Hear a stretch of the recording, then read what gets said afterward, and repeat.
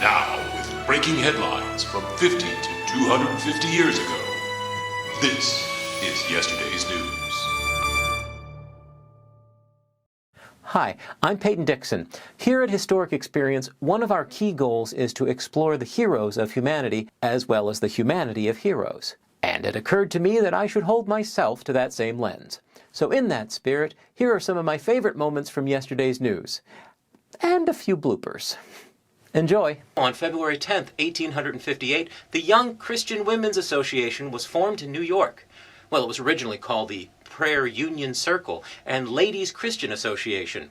They eventually changed the name after a chapter in Boston first used the name YWCA because they thought the people of the village would think it was more fun to stay there. Thomas Edison was born on February 11th, 1847 in Milan, Ohio. Throughout his lifetime, he acquired over 1,200 patents, including the incandescent bulb, the phonograph, and the movie camera. He is well known for his mantra, genius is 1% inspiration and 99% suing for intellectual property infringement. Full disclosure, this is a history channel, so these nude items. Aaron Burr, the third president of the... On March 10th, 1862, United States notes, or legal tender notes, began circulation in $5, $10, and $20 increments, the country's first publicly circulated paper currency.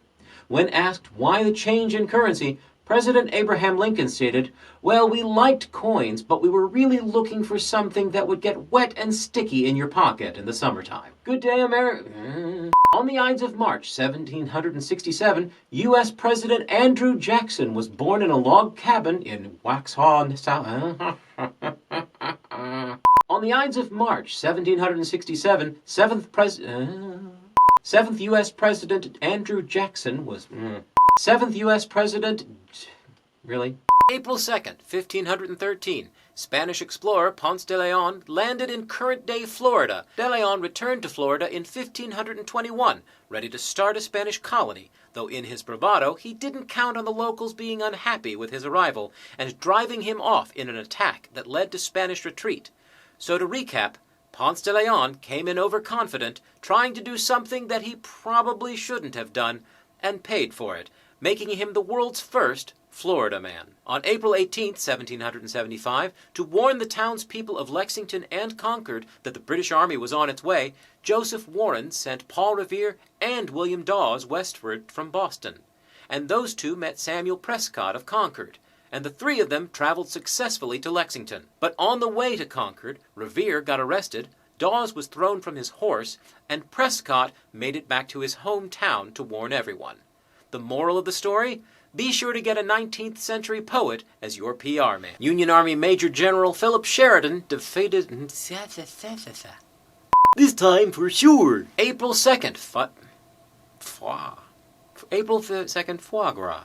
27 May 1778, the Continental Congress in Philadelphia reorganizes the Continental Army on paper. Battalions would be organized to include, among others, one colonel, one lieutenant colonel, paymaster, quartermaster, surgeon, and surgeon's mate. Actually, it sounds like one of those all-in-one as-seen-on-TV items.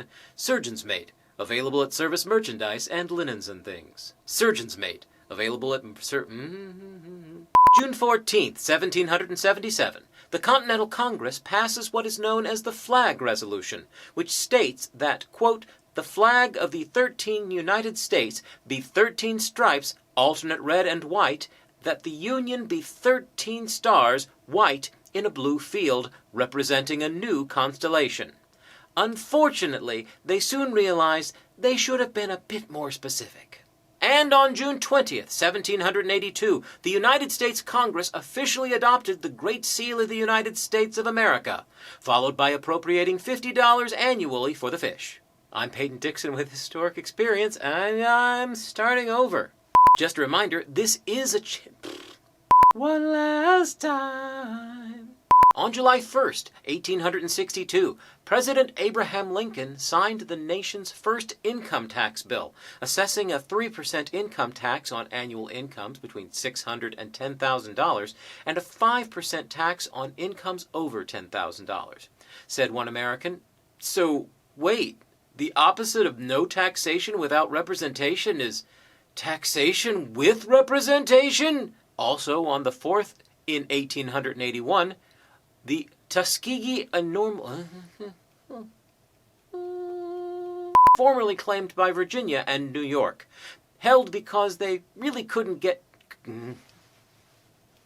And that is just some of yesterday... And those are just some of yesterday's news for... And that is just some of yesterday's news. Until we meet again, I'm Peyton Dixon of Historic Experience, reminding you, don't repeat history. Leave that to the professionals. This is a history channel, so these new guys...